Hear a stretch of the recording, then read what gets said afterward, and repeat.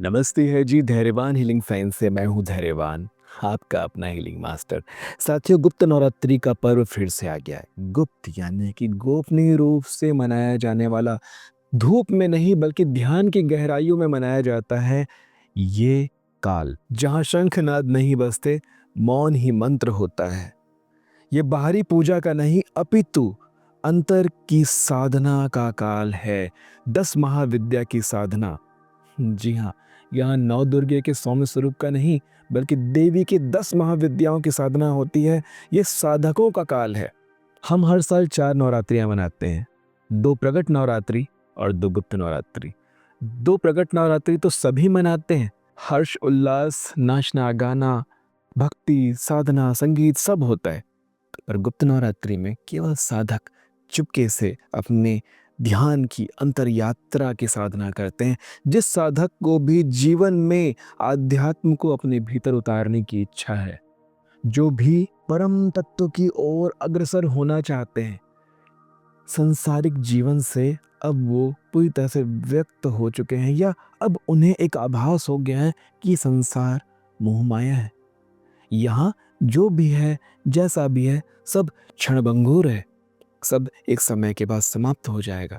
तो जो मैं इकट्ठा कर सकता हूँ वो अपने पुण्य है, अपनी सिद्धि है, अपनी साधना है, अपनी ऊर्जा है, जो मैं आगे लेकर के जा सकता हूँ। तो ये गुप्त नवरात्रि में साधकों का काल है। इस समय साधा जाता है 10 महाविद्याओं को, जिनके नाम तो आपको पता ही होने चाहिए, जिसमें से एक साधना का नाम तो हम हमेशा कहते हैं। हमारी लामा फेरा विधाओं में देवी तारा, जिस नाम को हम इतना पुकारते हैं ना, वो इन्हीं 10 महाविद्याओं में से एक है। महाकाली, देवी तारा, षोडशी, जिन्हें त्रिपुर सुंदरी भी कहा जाता है, भुवनेश्वरी, छिन्नमस्ता, भैरवी, धूमावती, बगलामुखी, माता मातंगी और देवी कमला, ये 10 महाविद्याओं के नाम हैं जिन्हें इस समय साधा जा सकता है। ये 10 महाविद्या जिनका हम नाम ले रहे हैं, ये इस संसार में आपको सांसारिक मनोकामनाओं की पूर्ति करते हुए, पूर्ण करते हुए आपको मोक्ष की ओर लेकर के जाती है। जी हाँ, इसलिए इससे इतना माना गया है, साधकों द्वारा इतना माना क्यों गया है, क्योंकि ये आपकी सांसारिक मनोकामनाओं को पूर्ण तो कर रही हैं, लेकिन आपको आध्यात्म के रास्ते से मोक्ष में भी पहुंचा रहे हैं। क्योंकि इस साधना को करने वाला साधक अंदर से शुद्ध हो जाता है। इनकी नकारात्मक ऊर्जा पूरी तरह से, उसके ऑरा से ही, आभा मंडल से ही नकारात्मक ऊर्जा को ये शक्तियां दूर कर देती हैं। जहाँ ये साधना होती है, जहाँ ये शक्तियां होती है, वहाँ नकारात्मक ऊर्जा नहीं रह सकती। हम अपनी हीलिंग विधाओं में दुर्गा रेकी को सीखते हैं, समझते हैं। इस दुर्गा रेकी में जो 90 देवियों का वर्णन है, वो 90 देवियां देवी त्रिपुर सुंदरी की ही सेना है।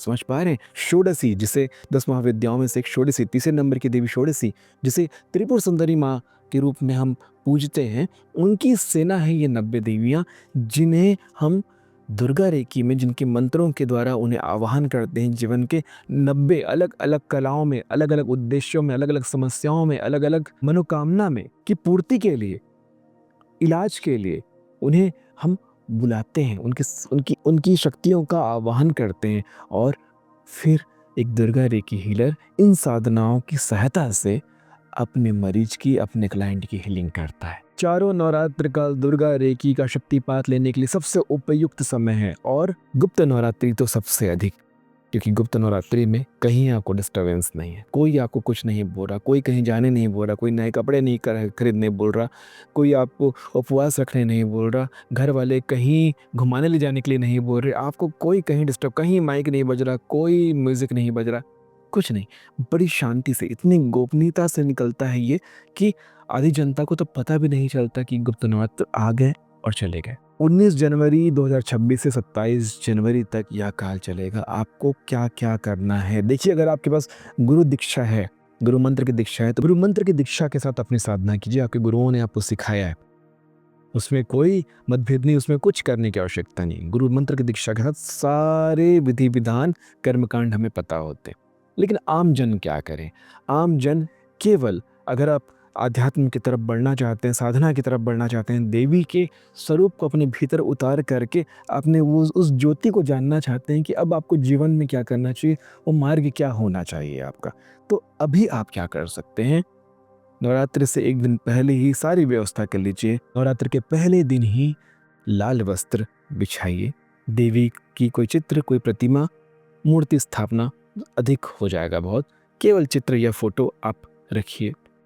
कलश कलश स्थापना ज़रूर कीजिए।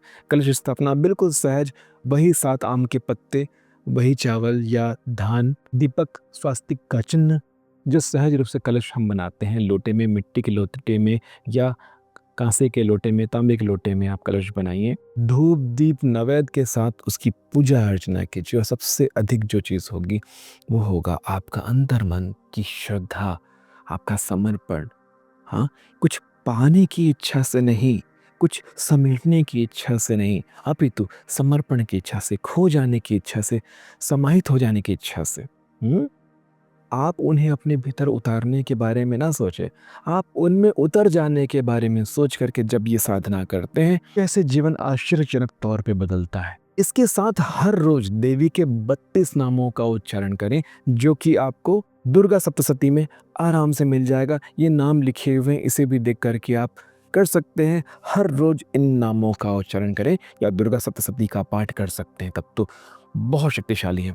जो दुर्गा रेकी हीलिंग की प्रैक्टिस करते हैं वो हीलर अपने 90 के 90 मंत्रों का रोज उच्चारण करें, क्योंकि आप जो आज ये मंत्र उच्चारण करेंगे उस मंत्र की शक्ति 100 गुना हो जाएगी। आप रोज तो अपनी हीलिंग प्रैक्टिस कर रहे हैं ना, मंत्रों का उच्चारण करते हैं, ठीक है, लेकिन इस नवरात्रि काल में आप करने से इसकी ऊर्जा कई गुना ज़्यादा बढ़ जाती है। और साथ में दुर्गा रेकी के जो सिंबल्स हैं, जो चिन्ह हैं, उनका प्रयोग, उनका अभ्यास भी बहुत ज़रूरी है।